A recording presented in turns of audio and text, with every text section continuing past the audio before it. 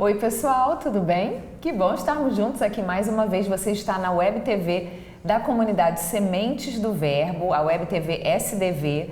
Toda quarta-feira eu, Tatiana, juntamente com Ronaldo de Mello, trazemos para você um novo episódio de Seed by Seed. Nós já estamos na nossa segunda temporada percorrendo as catequeses de São João Paulo II sobre o amor humano, ou seja, a teologia do corpo. Nós estamos no segundo ciclo que fala sobre a redenção do coração e como a gente está falando sobre o desejo, baseado em Mateus capítulo 5, do 27 ao 28, um trechinho do que Jesus fala sobre o desejo e o coração do homem no Sermão da Montanha. A gente queria trazer para vocês uma reflexão sobre o desejo, uma reflexão muito interessante, baseada justamente nesse capítulo, nesse ciclo da teologia do corpo, trazida pelo teólogo americano Christopher West. Ele tem um livro em que ele fala só sobre o desejo. A gente recomenda muito a leitura, inclusive na nossa playlist da teologia do corpo Seed by Seed, da segunda temporada, um dos primeiros episódios, a gente faz um review de vários livros bacanas que você pode e deve ler. Um deles é esse que a gente vai comentar brevemente aqui agora para te ajudar a entender um pouco mais e a viver os seus desejos de uma forma mais equilibrada. O nome do livro é Enchei Esses Corações. Como que a gente pode encher o nosso coração de bons desejos? É exatamente isso que a teologia do corpo quer nos ajudar a fazer, redimir os nossos desejos. Nesse livro, o Christopher West ele vai trabalhar, na verdade, com 3 Ds. O D do desejo, o D do desígnio e o D do destino. Então, os 3 Ds, vamos dizer assim, as 3 dimensões que compõem a nossa existência humana. Então, o primeiro D, que é o D do desejo, ele vai falar que o desejo ele pode ser bom ou mal. Depende de para onde a gente vai direcionar esse impulso do nosso coração. Se a gente impulsiona o nosso desejo, que foi colocado por nós, da parte de Deus, se a gente impulsiona esse desejo lá para o alto, a gente vai chegar nos valores mais elevados, a gente vai chegar na comunhão plena com Deus e com os demais. A própria palavra desejo vem de decidere. Talvez você não lembre o que é sidere, mas sidere quer dizer estrelas. Tanto que você já deve ter ouvido falar nessa expressão, o espaço sideral, ou seja, o espaço das estrelas. Então, o desejo decidere. Deus colocou no nosso corpo e no nosso coração o desejo justamente para nos jogar para cima. É o desejo. Mas a gente pode desvirtuar essa direção desse foguete que é o desejo e jogar ele para onde? Lá para baixo, lá para a lama, né? E o Papa São João Paulo II e o Christopher West também no livro chamam a nossa atenção, e nós sempre fazemos referência a eles, porque ele diz algo muito interessante, como o nosso olhar pode mudar aquela realidade enxergada, olhada, conhecida. O desejo presente nesse olhar, e aí eles colocam, o olhar com o objetivo de desejar, mas o desejo desvirtuado, eu mudo a realidade. Eu posso olhar para uma pessoa que tem uma realidade, mas o meu desejo transformar ela em algo diferente daquilo que ela é. O desejo tem esse poder. E esse desejo, tendo esse poder, ele sai simplesmente da área do conhecimento, daquela realidade vista, enxergada, conhecida, e percorre um caminho que chega até o nosso coração. E aí é o grande ponto dessa passagem que a gente está refletindo, em que Jesus fala, quem olhar com olhar libidinoso.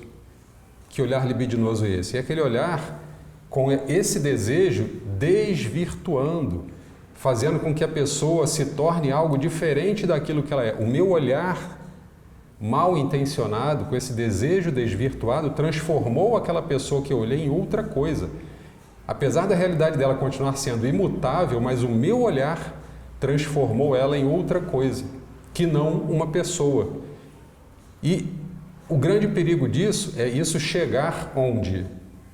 No nosso coração. Por isso que Jesus fala que olhar com olhar libidinoso para uma mulher já cometeu com ela adultério.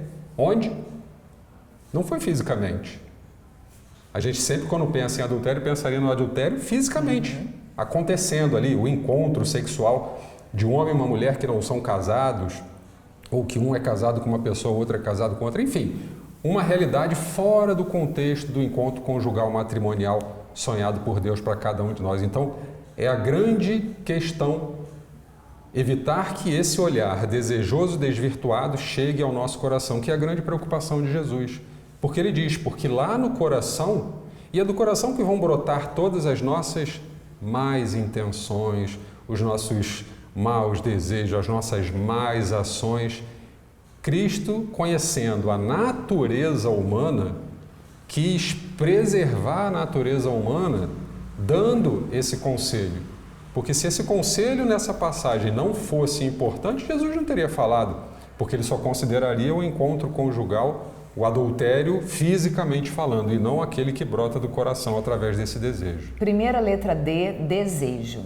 O nosso desejo pode nos levar, literalmente, para o céu ou para o inferno. É uma verdadeira potência, dependendo para onde a gente aponta, para que direção a gente coloca os nossos desejos, podem ser a nossa salvação ou a nossa perdição. O Christopher West usa uma comparação bem assim bacana e fácil da gente entender. Ele compara, vamos dizer assim, 3 categorias de pessoas, ou digamos assim, 3 diferentes atitudes que você pode ter diante do desejo. Você pode se tornar o que ele chama do estoico, ou seja, aquela pessoa, nada me atinge, nada me toca, nada me afeta. Sou uma pedra fria, não sinto nada, vou fugir dos desejos. Ao comparar com comida, ele fala que é aquela pessoa que vive no jejum. A comida é má, o alimento é mau, comer me faz mal, comer é um prazer, eu vou fugir do prazer. Esse é o que ele chama do estoico. O extremo oposto é o compulsivo. É aquela pessoa que se rende aos desejos e aos prazeres e vive de uma forma totalmente desregrada e exagerada. É aquela pessoa que come demais, é aquele que é obcecado, viciado em comida. Então a gente tem os 2 extremos. Aquela pessoa que tudo é mal, tudo é ruim, nada, eu não quero nada, eu fujo do prazer, é o estoico. E do outro lado, o compulsivo, que quer tudo e quer mais e nada sacia e sempre busca mais, nunca se satisfaz. A gente fala isso e ele usa até um exemplo de comida. Então você pode pensar na comida, mas vamos transferir isso para os desejos humanos. Aquele que faz jejum nunca aguentará fazer jejum pelo jejum, fazer jejum pelo motivo errado, para a vida toda. A gente não pode fugir das realidades do mundo. Vai chegar uma hora, e aí o Christopher West usa a questão de comida, que a fome vai ser tão grande que a pessoa vai comer até do lixo e vai acabar comendo muito pior do que se tivesse tido uma dieta normal. O compulsivo vai morrer de diabetes, vai morrer de hipertensão, vai ter um infarto, vai ter um AVC, o colesterol lá no alto, porque não soube ordenar o seu desejo. Mas o Christopher West fala que a atitude do verdadeiro cristão diante do desejo não é nem a do estoico, que foge da carne, que foge do prazer, que considera tudo ruim, tudo do mundo material ruim, e nem do compulsivo, que simplesmente deixa a vida me levar e vai seguindo os seus instintos animais. Nós cristãos somos chamados ao meio termo. Nós somos chamados a sermos o místico nessa tríade. O místico é aquele que vai se alimentar com um belo prato de comida e, ao terminar, ele vai olhar para o céu e vai agradecer. Obrigada, Senhor, porque esse prato de comida me faz lembrar que um dia o Senhor está preparando para mim um banquete lá no céu. E lá sim eu vou me saciar plenamente. Isso aqui, esse prato de comida que o Senhor, na sua generosidade, me concedeu hoje, é apenas para eu me lembrar que essa fome do meu corpo é quase nada perto da fome da alma que eu tenho. Mas o Senhor me deu esse prato de comida, me deu fome e me deu algo para saciar, ainda que momentaneamente, a minha fome, como um aperitivo do céu. É dessa forma equilibrada, ordenada, que nós deveríamos lidar com os nossos desejos. A segunda letra D é o D do desígnio. E aí o Christopher West faz um jogo de palavras, desígnio como um desenho. O nosso corpo e a nossa alma foram desenhados por Deus, planejados, pensados por Deus, para que nós, na nossa humanidade, pudéssemos fazer comunhão uns com os outros e com Ele. Por isso é que nós somos tão diferentes, homens e mulheres.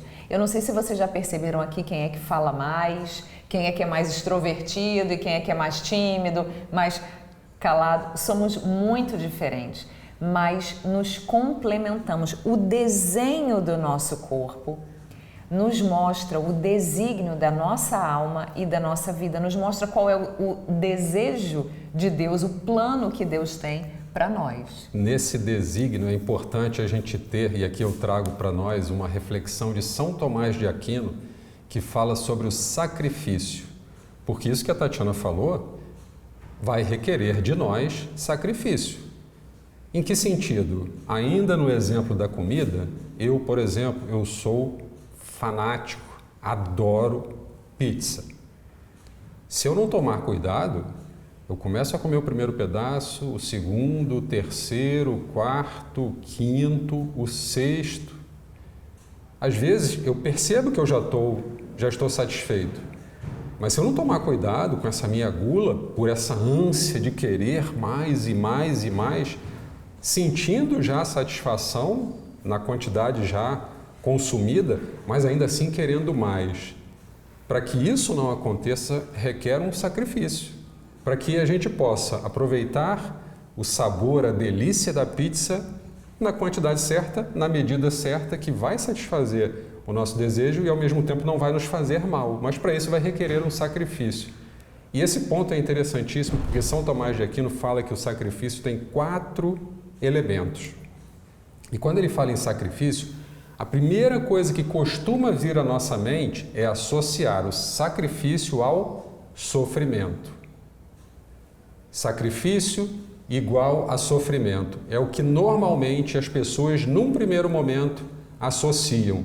Então elas pensam, para que eu vou sofrer fazendo esse sacrifício se eu posso continuar comendo mais um pedaço de pizza, o 8º, o 9º, o 10º, o 15º. Eu não sei se você come 15 fatias de pizza, mas quando eu sei o porquê daquele sacrifício e quando eu conheço esses 4 elementos que São Tomás de Aquino traz para nós do sacrifício, eu percebo que fazer sacrifício é provável que me leve a um certo sofrimento, mas eu enxergo além do sofrimento, eu enxergo fora daquela realidade pura e simplesmente da dor, da dificuldade, do desgaste que aquele sacrifício vai me trazer. Quais são esses 4 elementos?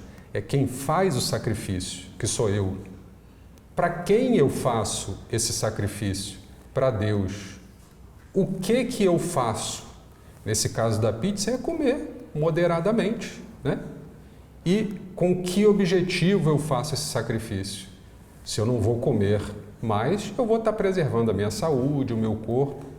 Então, quando eu percebo esses 4 elementos, quem faz o sacrifício, para quem o que é feito de sacrifício, que é o sacrifício em si, que é o único ponto que talvez as pessoas percebam, o que do sacrifício, que é aquele sofrimento, mas o que ele vai trazer de benefício ao ser feito. Fazer esse sacrifício vai ser difícil na maioria das vezes, mas quando eu olho o benefício, e um grande exemplo que ele dá é o sacrifício que os pais fazem ao educar os seus filhos. Você que é pai, você que é mãe, tenho certeza que muitas das vezes que você disse não para o seu filho, você quis dizer sim, porque no seu coração doeu, mas você sabia que dizer não era o melhor para ele. Por mais que tenha sido difícil para você, você sabe que aquele não era necessário. Foi o seu sacrifício, foi o seu sofrimento, mas tinha um porquê. No final das contas, quando você vê o seu filho grande, crescido, que estudou, se formou, que trabalha, você vê que valeu a pena todo aquele sacrifício naquela infância, naquela juventude, para que o seu filho e sua filha se tornassem um homem de verdade, uma mulher, um pai de família, um trabalhador, um consagrado, um sacerdote. Valeu a pena se sacrificar. É o sacrifício de Cristo na cruz. Valeu a pena Cristo se sacrificar na cruz. E é curioso que no sacrifício da cruz, quem faz o sacrifício e para quem se faz o sacrifício, essa ordem é invertida, né? Normalmente, quando a gente pensa em sacrifício, é o sacrifício feito de nós para Deus. E o sacrifício de Cristo na cruz foi o sacrifício de Deus para nós, para nos salvar, para nos redimir, né? E o grande sacrifício dele foi se entregar e morrer na cruz. Aprendemos com o sacrifício de Cristo que ao sacrificarmos uma vontade egoísta que tantas vezes o nosso coração infelizmente tem, a gente finalmente aprende a amar. E o nosso desígnio, o desenho do nosso corpo e da nossa alma foram feitos para o amor. E finalmente, a terceira letra D é o nosso destino. O nosso objetivo final, a direção, digamos assim, para onde esse foguete dos nossos desejos nos leva é o próprio Deus. Por isso, quando a gente sabe onde a gente quer chegar, e hoje em dia tem muita gente perdida porque não sabe onde quer chegar e anda em círculos ou fica vagando ou fica indo por caminhos errados e despencando de precipícios, caindo no fundo do poço, a gente precisa saber o nosso destino, saber para onde a gente vai. O nosso destino final é viver a plenitude do amor e da comunhão com Deus, todos nós juntos. Ele é o esposo. Nós, todos nós, enquanto igreja, somos a esposa. Se a gente tem em mente, na nossa vida, essas 3 letras Ds, para, de uma forma muito pedagógica, muito didática, nos ajudarem a guiarmos no caminho do amor, nesse aprendizado constante de sacrificarmos a nossa vontade para o bem do outro, encontrarmos o sentido da nossa vida, em doarmos a nossa vida para os outros, como Cristo fez na cruz, desejo, desígnio, destino. Com essas 3 letras Ds, a gente chega até Deus, que é o nosso fim último. Que essas reflexões, com base na teologia do corpo e nesse segundo ciclo da redenção do coração, nos ajudem um pouquinho a nos inteirarmos mais desse grande mistério que é o amor humano e como nós podemos verdadeiramente com Deus aprendermos a amar de verdade, a vivermos o desenho de Deus para a nossa vida, o desígnio, o plano de Deus para o nosso amor humano. Na semana que vem, a gente quer contar com a sua presença também e aproveita para compartilhar não só o Seed by Seed, mas um monte de conteúdo legal que tem aqui na Web TV das Sementes do Verbo. Se você ainda não é inscrito, se inscreve e ativa o sininho, porque você sempre vai encontrar aqui conteúdo para a sua formação e também para a sua espiritualidade. Então, até semana que vem. Tchau, tchau.